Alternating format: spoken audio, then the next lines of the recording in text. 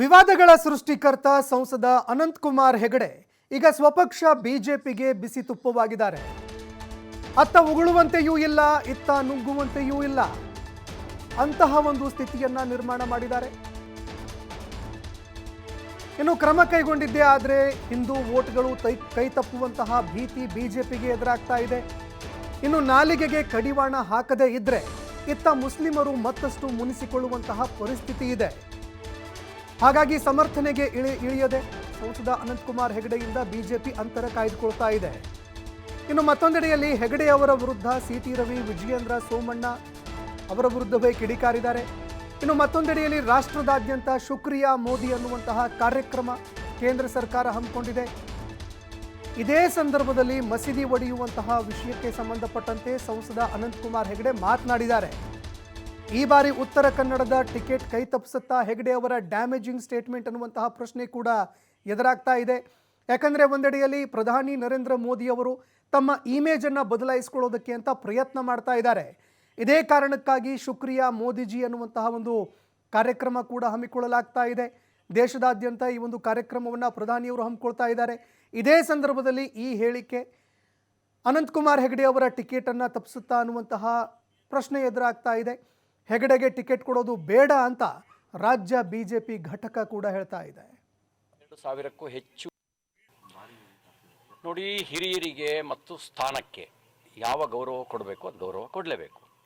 ಅವರು ಅನಂತಕುಮಾರ್ ಹೆಗಡೆ ಅವರ ಕಾರ್ಯಶೈಲಿ ಭಿನ್ನ ಇದೆ. ಹಾಗಂತ ಇನ್ನೊಬ್ಬರನ್ನ ಹರ್ಟ್ ಮಾಡುವಂಥ ಯಾವುದೇ ರೀತಿಯ ಹೇಳಿಕೆಯನ್ನು ನಾವು ಸಮರ್ಥಿಸೋದಿಲ್ಲ. ನಮ್ಮದು ರಾಮ ಎಲ್ಲರನ್ನೂ ಜೋಡಿಸ್ಕೊಂಡು ಹೋಗೋನು. ಹಾಗಾಗಿ ಅವರು ಏಕವಚನದಲ್ಲಿ ಮಾತಾಡಿರೋದನ್ನು ನಾವು ಒಪ್ಕೊಳ್ಳೋದಿಲ್ಲ. ಯಾವುದು ಅವ್ರು ಹೇಳಿರೋದನ್ನು ಅವ್ರ ಭಾವನೆ ಇರ್ಬೋದು, ನಿಜ. 42,000ಕ್ಕೂ ಹೆಚ್ಚು ಮಂದಿರಗಳನ್ನು ಗಜ್ನಿ, ಗೋರಿ, ಖಿಲ್ಜಿ, ಔರಂಗಜೇಬ್ ಇವ್ರ ಕಾಲಘಟ್ಟದಲ್ಲಿ, ಅಂದರೆ ಮೊಘಲರ ಕಾಲಘಟ್ಟದಲ್ಲಿ, ಈ ಕಡೆ ದಕ್ಷಿಣದಲ್ಲಿ ಮಲಿಕಾಫರ್ನ ದಾಳಿಯ ಸಂದರ್ಭದಲ್ಲಿ, ಆದಿಲ್ ಶಾಹಿಗಳ ಆಳ್ವಿಕೆಯ ಸಂದರ್ಭದಲ್ಲಿ, ನಿಜಾಮ್ರ ಆಳ್ವಿಕೆಯ ಸಂದರ್ಭದಲ್ಲಿ, ಟಿಪ್ಪು ಸುಲ್ತಾನ್. ರಾಜಕಾರಣಿಗಳು ಅಂತ ಹೇಳಿದ್ರೆ ಜನರು ಇವತ್ತು ಬೇಸತ್ತಿದೆ. ರಾಜಕಾರಣಿಗಳು ಅಂತ ಹೇಳಿದ್ರೆ ನಮ್ಮನ್ನು ನೋಡ್ತಕ್ಕಂಥ ದೃಷ್ಟಿಕೋನನೇ ಬದಲಾವಣೆ ಆಗಿದೆ.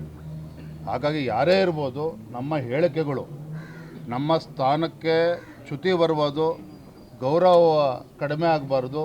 ನಾವು ಕೊಡ್ತಕ್ಕಂಥ ಒಂದೊಂದು ಹೇಳಿಕೆನೂ ಕೂಡ ಸಮಾಜವು ಕೂಡ ಒಪ್ಕೋಬೇಕು. ನಾನು ಇಷ್ಟು ಮಾತ್ರ ಸಂದರ್ಭದಲ್ಲಿ ಹೇಳ್ತೇನೆ, ಮಾನ್ಯ ಅನಂತಕುಮಾರ್ ಹೆಗಡೆ ಅವರು ಏನು ಹೇಳಿದ್ದಾರೆ ನೆನ್ನೆ ರಾತ್ರಿ ನಾನು ಗಮನಿಸಿದ್ದೇನೆ. ಯಾಕೆ ನಾನು ಕೂಡ ಪ್ರವಾಸದಲ್ಲಿದ್ದ ಗಮನಿಸಿದ್ದೇನೆ. ಸ್ಟೇಟ್ಮೆಂಟು ಗಮನಿಸಿದ್ದೀನಿ, ನೋಡಿದ್ದೀನಿ. ಅನಂತಕುಮಾರ್ ಹೆಗಡೆ ಅವರು ಒಬ್ಬ ಹಿರಿಯ ನಾಯಕರು. ನಾನು ಅವರ ಕೆಲವಾರು ಸ್ಟೇಟ್ಮೆಂಟ್ಗಳನ್ನು ತುಂಬ ಹತ್ತಿರದಿಂದ ನೋಡಿದ್ದೀನಿ. ಮತ್ತು ನಿಷ್ಕಲ್ಮಸವಾದ ಭಾವನೆ ಇದೆ ಅದಕ್ಕೆ. ಏನು ಬಾಯಿಗೆ ಬರ್ತದೋ ನನ್ನಂಗೆ ಹೇಳೋದೆ, ಹಿಂದೆ ಮುಂದೆ ನೋಡೋದಿಲ್ಲ. ಆದರೆ ಸಿದ್ದರಾಮಯ್ಯನವರಲ್ಲ, ಅವರು ರಾಜ್ಯದ ಮುಖ್ಯಮಂತ್ರಿ ಸಿದ್ದರಾಮಯ್ಯ. ಅವರೇನು ಮಾತಾಡ್ತಾರೆ ಅಂತ ನಾವ್ಯಾಕೆ ಚಿಕ್ಕವರಾಗಬೇಕು?